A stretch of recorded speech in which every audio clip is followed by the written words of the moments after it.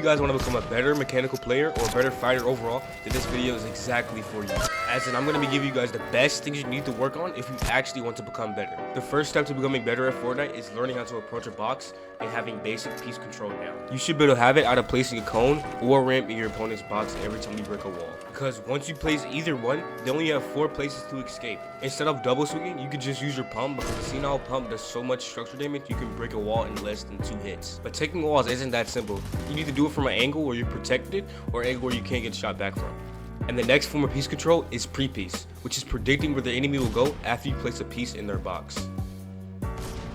And when pushing a box, I recommend pushing from a box away, because you can play from a right hand peek, and it's also way harder for your opponent to hit a headshot of you. And also when playing from a box away, you can take their walls without taking any damage. And usually when fighting, these 2 peeks are the best because you limit the amount of 50-50s you take in the fight. Which is especially important because you want to have the initial damage off to higher your chances of winning the fight. And if you get someone low and they try to run away, that's why you should learn how to phase in, because it allows you to end fights quickly and limit third parties. And be careful not to make your phases too predictable, because it can lead to your own death. But if you're the one that's low, this is the reason why you should learn how to safely pre-fire, because if they keep trying to chase you, this is how you can safely get return damage. This is a skill that you need to continuously practice to make sure you can still do it and don't accidentally shoot your own wall in game. Now here are a couple of drills that I think will help you improve a lot. The first one being a safe double-headed down.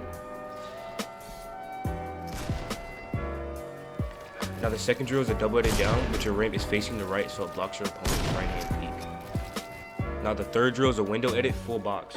Doing this drill will help you full box anyone quickly from any edit. Okay, now we're going to talk about the most important thing when it comes to fighting, which is your aim. Now when you hop into mechanics training V5 code at the top, the first thing you should hop into is some glider tracking. It puts you in a realistic situation where someone's gliding can help your aim get so much better.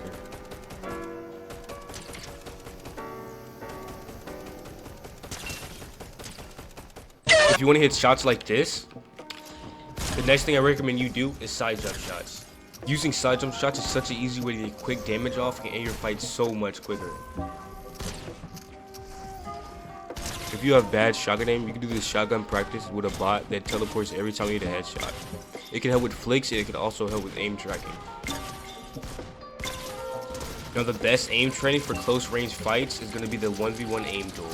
This will help you with your AR tracking, your SFG tracking, and close range fights. If you want to get better at fighting, you need to have a good warm-up routine.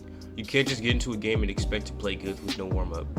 What I like to do is to turn the speed to 120 and try to edit as fast as I can, because when I turn it off, editing is going to feel so much easier and slower. While the speed is 120, I try to keep my crosshair as tight as possible, because when I turn the speed down back to normal, my crosshair placement is going to be amazing. And the next part of this routine is doing piece control tunnels for 5 to 10 minutes. This will help you by putting you in a realistic situation that you will be put in game.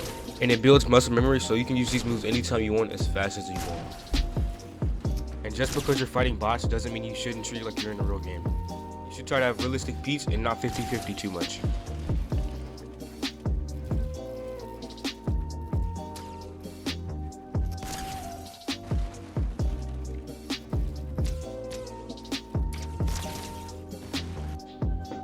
And to finish up the routine, you can do either one of these 3 maps. The first one being 1v2 Clutch Realistics, which is really fast paced. The next map being Marta's Turtle FFA.